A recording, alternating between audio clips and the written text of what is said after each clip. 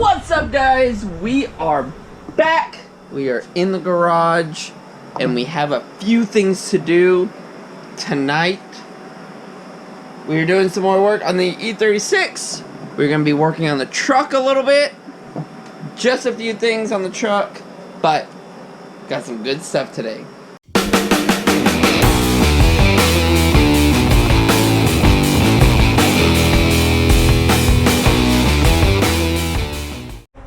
One of the things that we have that's an issue on the truck is we're getting low fuel pressure on the truck after we hit like 190 degrees on the oil temp, which is about 30 minutes of driving, which on the truck it kind of, from what we figured out, is a clog in the feed line from the tank. So what we're going to do tonight, we're going to blow out that line, see if it changes our fuel pressure at all, and this weekend, hopefully, if we get a chance, on the 6.0, this is our issue in our tank.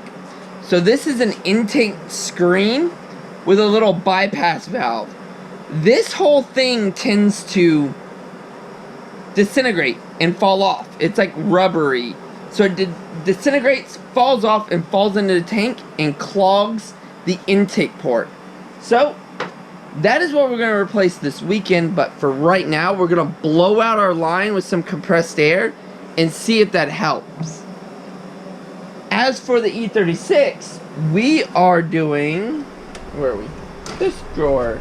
We're doing a bunch of injectors. As you can see, our whole entire drawer is filled with injectors. So we have OEM injectors, OEM, and then we have aftermarket injectors. These are the ones that we had in the car, which were, I think these are 65 pound, I can't remember. We had 65 pounds in, which were from the supercharger.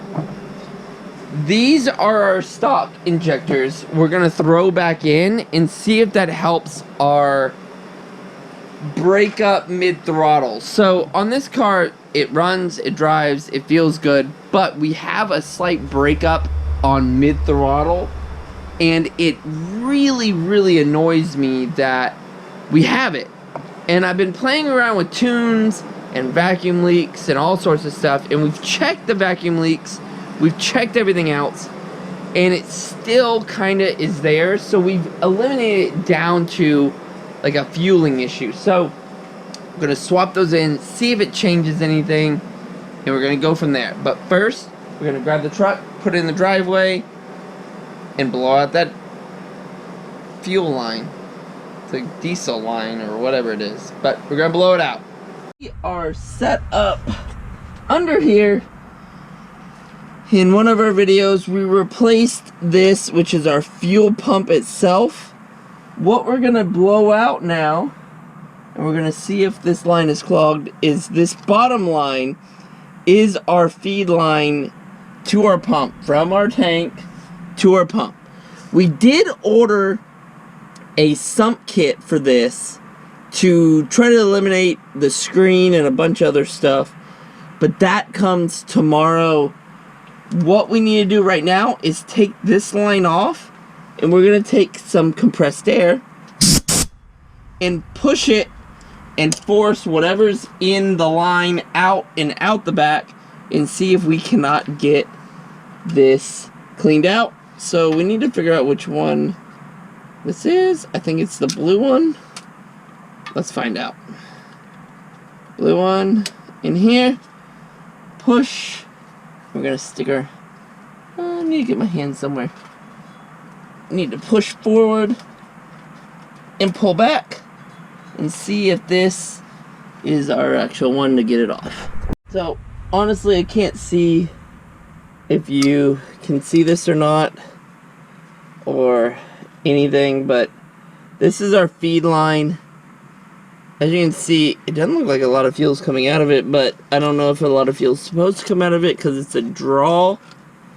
But we are going to shove this in here, and we're going to put some air back into the tank.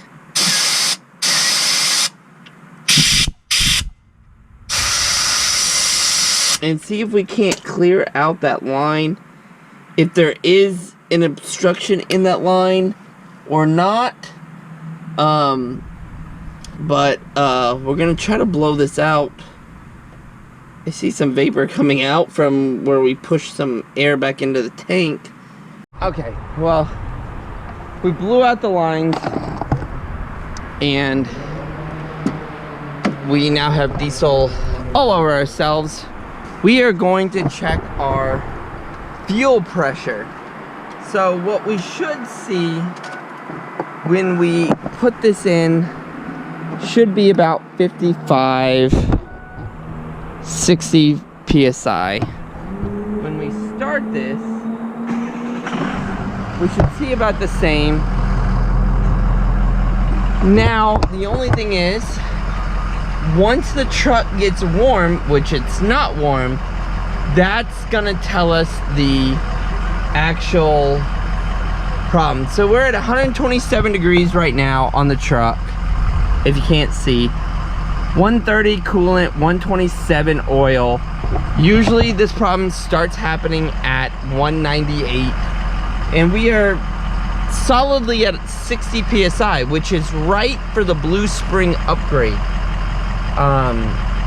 We won't know because I'm not going to drive the car tonight, but what we will look for tomorrow when we're driving this thing to work is that the fuel pressure stays about 60. If it goes any, lock it. If it goes any higher, any lower than 40, 41, then we have an issue still. And if that kind of fixed it for a minute and it doesn't drop before, like, below 41 after 198 degrees of oil temp, then we know that we have an issue in the tank, which I've been trying to drop, but I haven't had the time. But we will drop the tank this weekend if that becomes the issue, is that this little pickup screen is all disintegrated inside the tank. So now that we're kind of done with the truck for tonight, till we can actually pull it apart this weekend, more fueling issues. So now we're back to the E36. We need to put in these 6 stock injectors. So we are going to set these down. We are going to put these in the fuel rail, pop it back in, pop the bolts back in, clip everything in, and get these stock injectors in, and see if that does not change our mid-throttle breakup issue between the tune and the injectors.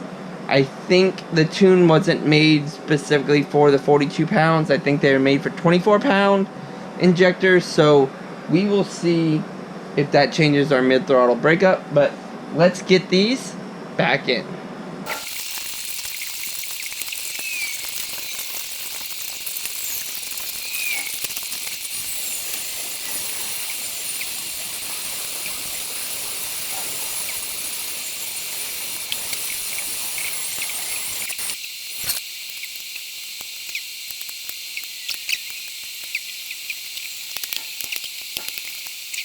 So we have our stock injectors back in, and they are seated, and all of our parts are down and on.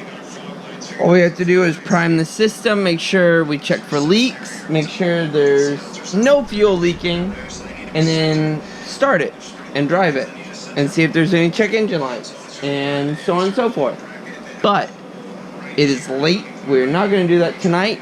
I will do that tomorrow, and I will see you guys in a second. So we are out here taking out the RTD shifter. We have tools. We have our OEM shifter. We have our selector rod. We have our lighted shift knob. We have our shifter rebuild kit. And we have new bushings. All from Condor, guys. Because I'm an old person. I like the stock shifter more than I like the RTD. The RTD, for me, I don't like it. It too notchy, too close. Don't know what gear I'm in. Corona. Don't even understand how people like that. But the thing is a mess. Whatever. We're putting this back in. We're putting all that, and it's gonna be nice. It's gonna be tight. It's gonna be perfect. So let's get this RTD off, so we can get the new stuff on. Now that we have all of our stock shifter stuff cleaned up, we now can put our new bushings back in here.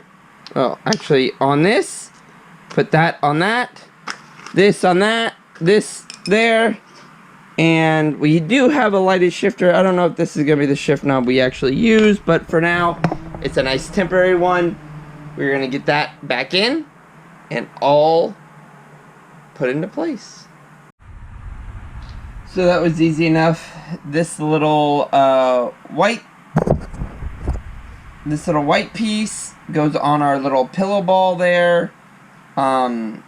These two bushings that come in the kit go on either side of this bushing here, and then once that's in, then we have the pin that goes through that's underside on the underside there. New clip that clips on there that holds all that together there. Then here we have our oblong shape. We have our new Condor bushing that fits right there. So as you can see, this is an oblong opening and this is an oblong bushing. So do that, boom, and it replaces this bushing up here, but we need to get this one out first. We'll see how we can get that one out so we can put this other one in. Now that was fairly simple, a nice little flathead screwdriver, and that pulls out. And then our new Condor bushing goes in. Super simple. Boom! Solid bushing up front. We're good to go. Let's get this all put back in. Well, that should not have been the battle that it was, but it is in. I'm just gonna that knob. Oh, it's got wires in it. Oh, they need to go on this side. There you go. So I actually think first, second, third, fourth, fifth. I actually think this is the 96 to 99 shifter assembly, because for some reason it seems like it's shorter, but I could be wrong. But it is in. Feels good, feels grainy shifter. So we are let me climb out of this car.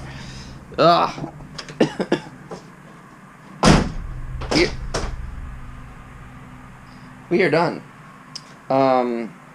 We are gonna pick up everything because we're supposed to get a shit ton of rain tonight. But it's done. Shifter's out. It's going to its new owner.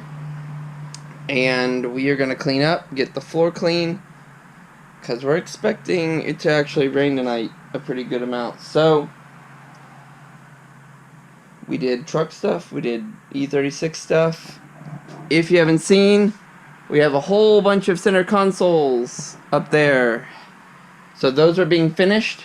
They need their final sanding and clear coat, and they are done. But we are done in the garage for tonight, guys. And it actually feels good to have room to work. Makes it a little bit easier to work in the garage. But thanks for watching. Like, comment, subscribe, and I will see you next video, which is hopefully driving this thing. Because now that we have our injectors, we have our shifter in, we can actually drive it around and play with some tunes and get this thing all figured out.